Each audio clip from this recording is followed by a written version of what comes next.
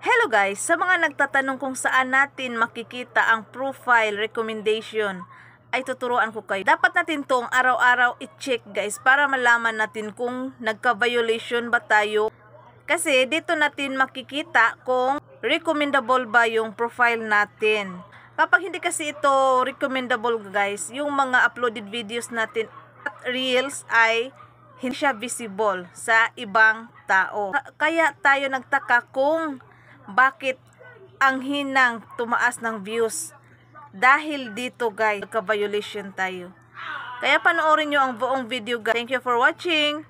Pa-follow ako, react, comment, and share. Hamburger icon, gear icon.